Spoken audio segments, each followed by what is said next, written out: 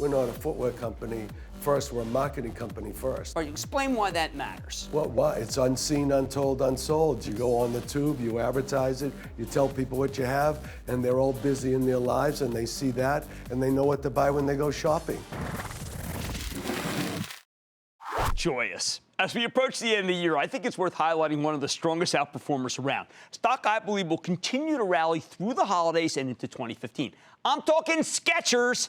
SKX, perhaps the hottest footwear company out there, and one that's pulled off a truly tremendous turnaround over the past couple of years. This shoemaker has a fantastically popular product line and a terrific blend of wholesale and retail business. Oh, and speaking of retail, they recently opened their 1,000th store. On top of that, they're fantastic marketers, as you heard of their products, both on television with their outrageously funny Pete, let him in! Let him into the whole Rose ads, and online, where Demi Lovato is racking up hundreds of thousands of Skechers adherents through Instagram. 500,000!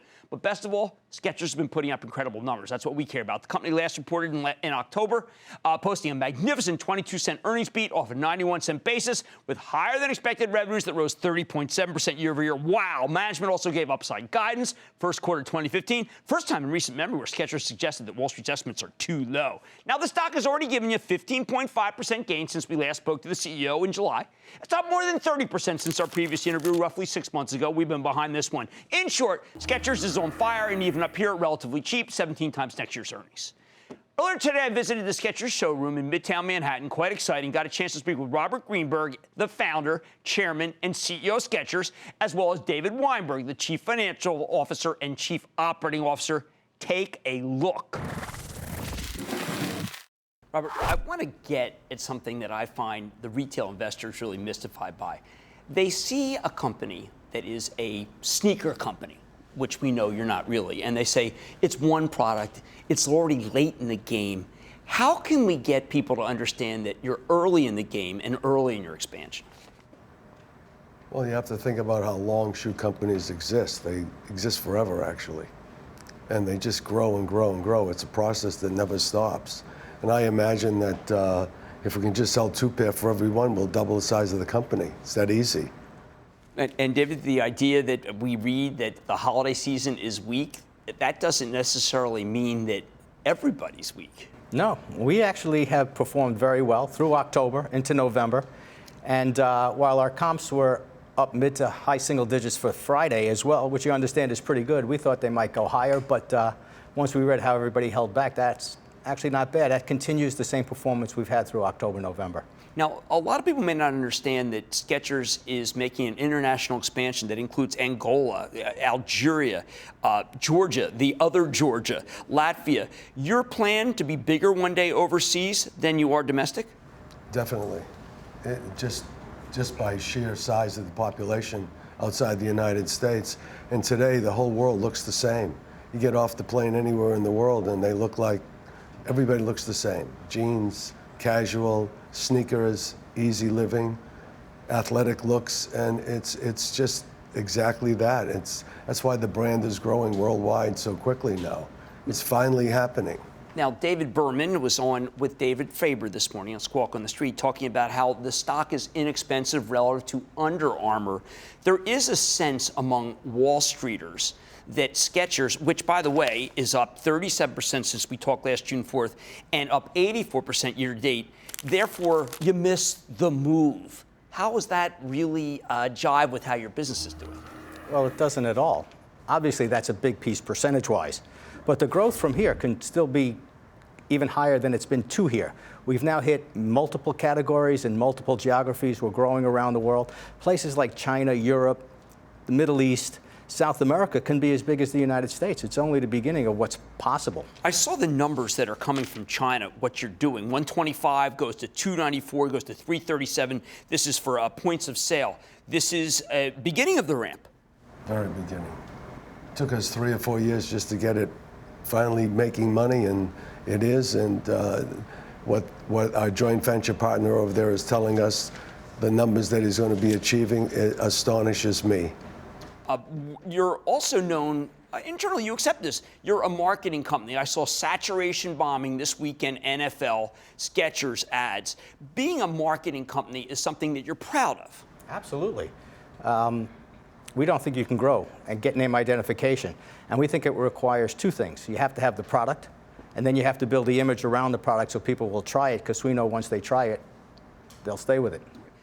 The idea that the consumer's a little more flushed with gasoline, when you have value, fashion, and comfort, which are the three, I think, the tripod of you guys, that would seem to be a natural place for a consumer with a little more money to go.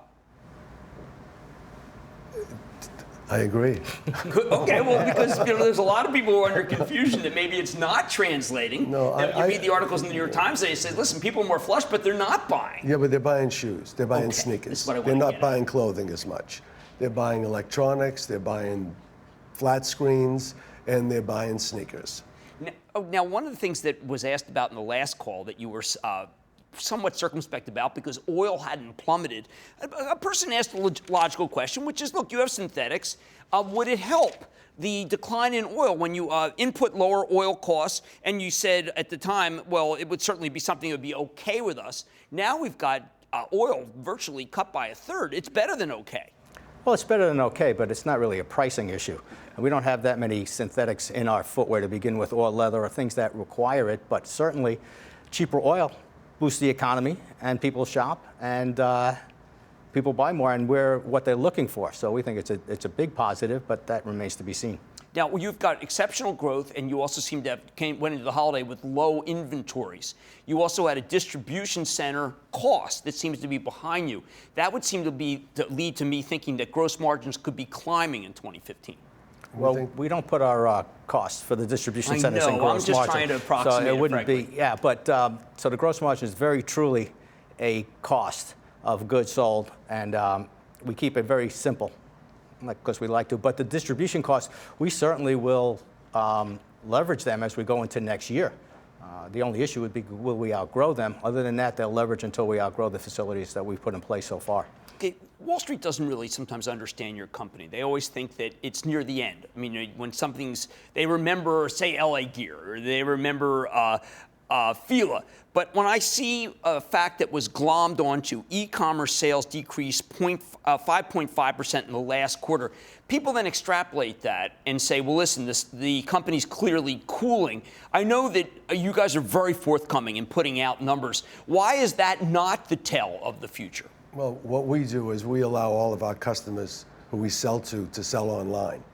And we hold our price online at a higher price than they have all sorts of sales. So we have a huge online business with everybody we sell to. So in the aggregate, our online business, we did $9 million in one day in China online last week, 2 weeks ago, when they had that famous Singles Day. We did 9.2 or 3 in one day. That's online, incredible. which is incredible. So our online business is enormous. And you've also cared about social media to the point where you've lined up someone who, an idol of teens, maybe Demi Lovato. What happens when she tweets Skechers? She has a very big following. Yeah, she does. And she's very positive on it. As a matter of fact, all the people that we have for our brand are positive, and they tweet, and they have a big following, and they bring credibility. And like we said, we only need people to try it because we know they'll come back to it. Now, there are some people who, in a fight between Nike and Under Armour, have to say, listen, I'd rather take the Under Armour money, and it doesn't necessarily mean they wear Under Armour, they can switch. Your endorsers are people who came the other way. They wore Skechers and were happy to say it. Yeah, I think everybody wears Skechers, and they were happy to say so. They actually did it quite well. And they believe it. I mean, if you start with Meb, you can see he truly believes it. He comes from a very solid place, and has performed very well at his age just because he's had a lot of input. He loves it, and it shows. Talking about the Boston Marathon winner. Now, tests, Target, Sports Authority, you're in a ton of places. How are the tests going? Everywhere. Excellent. And they're going excellent. Excellent. The product lines have never been better.